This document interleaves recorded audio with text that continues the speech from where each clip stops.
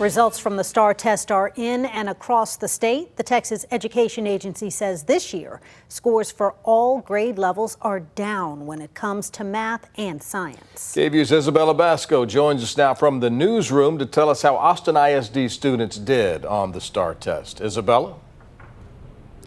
Well, Brian and Quita, Austin ISD tells us they, along with other school districts, have been struggling to get their scores back on track post-pandemic. And here's how they've been performing.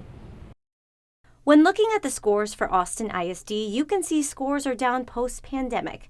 For example, in the spring of 2019, 69% of the district students who took the Algebra 1 STAAR test met their grade level. This year, it was just 39%. This past spring, third grade math test scores also went down 10% compared to the spring of 2019, from 52 to 42%.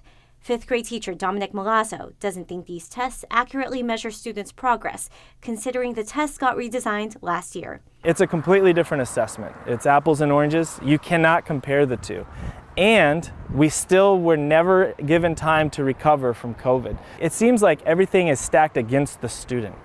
It seems like that the test is designed, it's either designed for the students to fail, or the people designing it are not really aware of what's going on in the world. Reading scores have remained steady, with sixth grade test scores showing the greatest margin of increase, from 39 to 54%.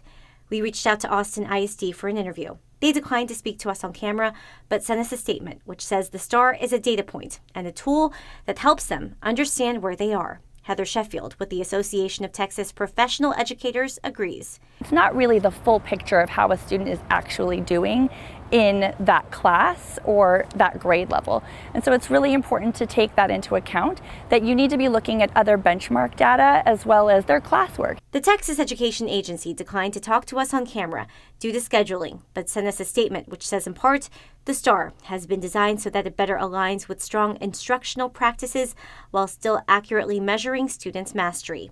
But Malazzo is convinced the STAAR still needs a revamp. Do an assessment of the STAAR to see if, because I'm 100% positive it's going to be found to be not fair for the students. Finding ways to track student learning in an ever-changing world. And state lawmakers have debated bills that would audit the STAAR test that was most recently back in 2021. Now, since the scores are out now, the district telling us that they are helping invest in teachers educating on hard concepts, while also developing intervention programs for students who are struggling in schools. Live in